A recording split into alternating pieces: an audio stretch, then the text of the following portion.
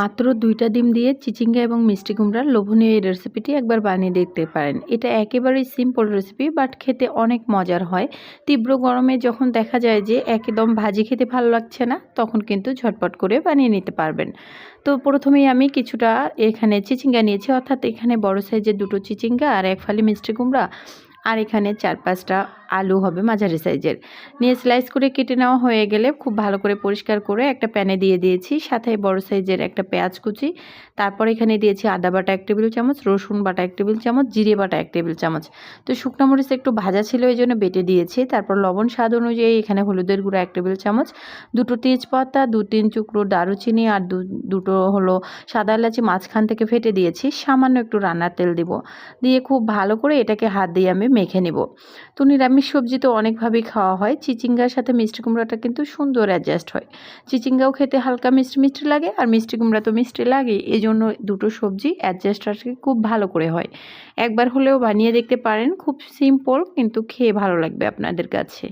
So যাই হোক, কথা বলতে বলতে খুব ভালো করে আমি এটাকে মেখে নিচ্ছি হাত দিয়ে, একদম খুব ভালো করেই মেখে নিতে হবে। যখন মেখে নেওয়া হয়ে যাবে তখন আমি এখানে পানি অ্যাড করে দিয়েছি। এখানে আমি 2.5 কাপ মতো পানি অ্যাড করে দিব। যেহেতু আমি একদম মাখা মাখা করব না, হালকা ঝোল রাখবো, তো মাখা মাখা করলে এখানে কিন্তু 1 কাপ পানি দিলেই যথেষ্ট, যেহেতু মিষ্টি কুমড়া এবং চিচিঙ্গা দুটো থেকেই পানি উঠে আসে।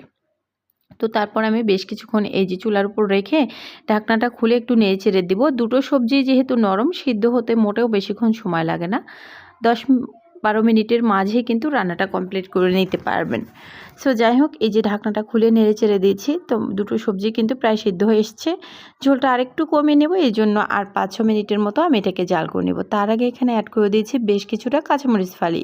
কাঁচামরিচ ফালিটা দিলে হবে কি, সুন্দর একটা ফ্লেভার চলে আসবে। কাঁচামরিচ সবজির সাথে কিন্তু খুব ভালো লাগে খেতে। সো যাই হোক, আবারও একটু ঢাকা দিয়ে বেশ কিছুক্ষণ রান্না করে নিচ্ছি।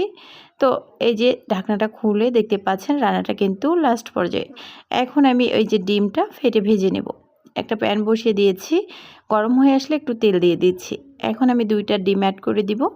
ডিমটা দেওয়া হয়ে গেলে সামান্য একটু লবণ দিয়ে দিব ডিমের মাঝে। তারপর খুব ভালো করে নেড়েচেড়ে এটাকে ভেজে নিতে হবে, একদম ঝুরঝুরে করে ভেজে নিতে হবে, যাতে ডিমের কাঁচা গন্ধটা একদমই থাকে না। তো দেখেন, খুব ভালো করে নেড়েচেড়ে আমি কিন্তু ভেজে নিচ্ছি।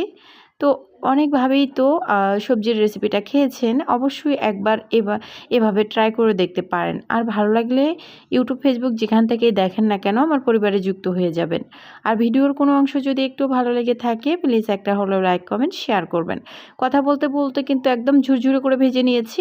তারপর রান্না করে রাখা সবজিটা অ্যাড করে দিচ্ছি। এই রান্নার লাস্ট পর্যায়ে একটু ভাজা জিরের গুঁড়ো এবং ধনিয়া পাতার গুঁড়োটা অ্যাড করলে আরও বেশি মজার হয়। চাইলে আপনারা একদম মাখো মাখো টাইপের করতে পারেন, আমি কিন্তু ঝোল রেখেছি। তো খুব ভালো করে নেড়েচেড়ে এখানে একটু ফোড়ন দিয়ে দিয়েছি, রসুন পেঁয়াজ দিয়ে। চাইলে কিন্তু এখানে 5 ফোড়নটাও দিতে পারেন। তো লাস্ট পর্যায়ে একটু ফোড়ন দিয়ে এখন আমি চুলার উপরে মিডিয়াম আঁচে 2-4 মিনিটের মতো রেখেই এটাকে নামিয়ে ফেলবো। তো লাস্ট পর্যায়ে একটু ভাজা জিরের গুঁড়ো দিয়েছিলাম, স্কিপ হয়ে গেছে, আপনারা চাইলে ধনিয়া পাতাও দিতে পারেন। তো এতক্ষণ ভিডিওটা দেখার জন্য সবাইকে অসংখ্য ধন্যবাদ। ভালো থাকবেন, সুস্থ থাকবেন, আল্লাহ হাফেজ।